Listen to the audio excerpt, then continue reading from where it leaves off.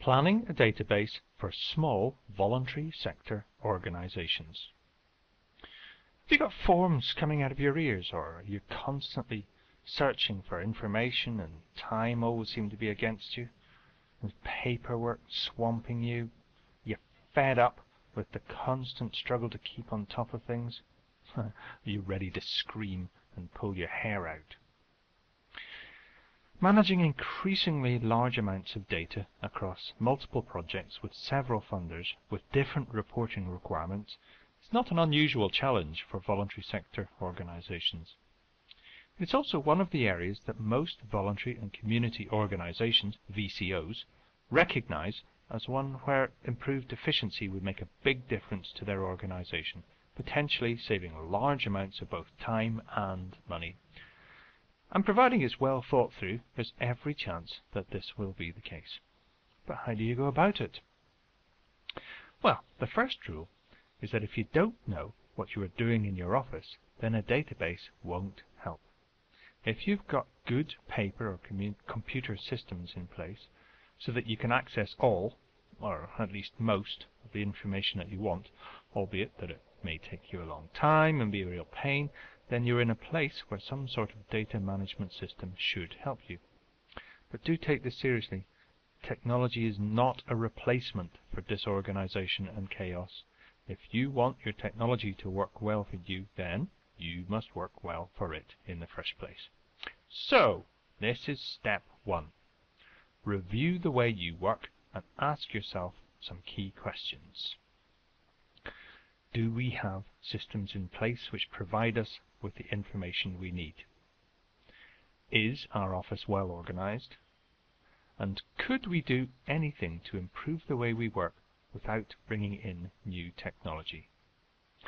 This last point will be key for a number of organizations and may result in you being able to substantially improve your data management to a point whereby the perceived database need no longer exists. The reason for this is that quite a few VCOs do not make full use of the technology that they already have. For example, Outlook Contacts is a powerful data management system which is usually underutilized. If your need is for a decent client management system, it's quite possible you might be able to do everything you need on Outlook. But how would you know? Well, you wouldn't yet, but this is just to flag up the need not to focus too heavily on what technological solution you think you need. It's better for you to focus on your area of expertise and be very clear about what you want any solution to do. This is what your initial database specification will be all about. So, let's assume that you've completed this review and are happy that you are as well organized as you can be, given your current technological limitations. And if this isn't the case, it's probably best to stop here and just take a bit of time to do that review before going on to step 2. Step 2 is create an overview of what you want a solution to do for you. For this, you'll need to answer the following questions. What do you expect the database to accomplish? What are the expected benefits? What will its main use or uses be? Who will need to use it, and where will they be? How will it improve what you already have? And what are the key outputs and reports? So at this point, you need to take a bit of time to work through these before moving on to the next step. Okay, so now you're organized and you have an overview of what you want. The next step is to start looking at some of the detail. For many organizations, your database will already exist as forms, either paper forms that you fill in for funders or documents on your computer.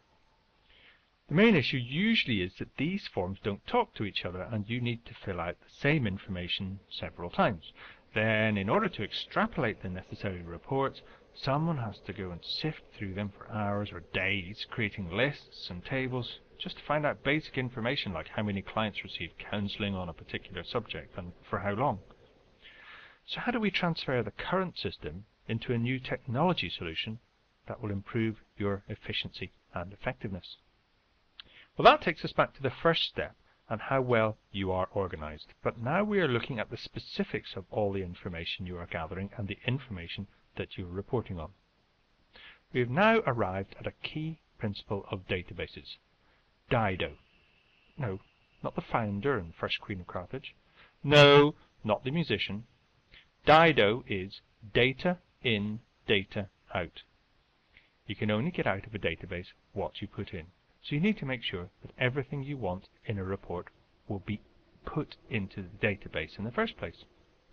Having said that, it's a waste of time putting information into the database if it will neither be used nor referred to ever again. So step 3 is to collate and collect all the information that you want to go onto the database. You may choose to do this in reverse, i.e. all the information you want to get out of the database. This method can be very useful as it helps you to explore not just what you want, but how you want it. As an example, you may want to search information based on postcode area, region, town, or parish. Asking yourself what information you know you want to get out and what might be useful in the future can be a great way of ensuring you get all the information in the first place. As you've probably guessed, you need to get everyone involved with this. Once you've completed this, we'll move on to step 4. Step 4 is then to take all that information and imagine it on a series of screens. These are in effect your forms. It's likely that you will want some information showing on all your screen forms, e.g. name of client. You can do this exercise in any way you want. Just using large sheets of paper is excellent, but you could also use Excel or Word. Chances are you won't get it just right at first, but that's okay. The process will help you to further clarify your thoughts and may well bring up more questions that you need to answer, and that's okay too. You can now ask those questions and get that clarity from a position of strength and knowledge. You are clear about what you want from your database and even what it might look like. To summarize, to ensure you get a technology solution to suit your needs, there are 4 key steps to take. Step 1. Review your ways of working, a very important step and without which any solution you put into place is likely to fail. Step 2. Establish what you want your database to do for you. Answer the questions which have been outlined and any others that come up as a result. Step 3. Collect and collate all your information, remembering Dido, data in, data out. And step 4. Create your database forms as you imagine they might appear on your database screen. So having completed all that, you can now talk to the professionals to source the most relevant solution for you.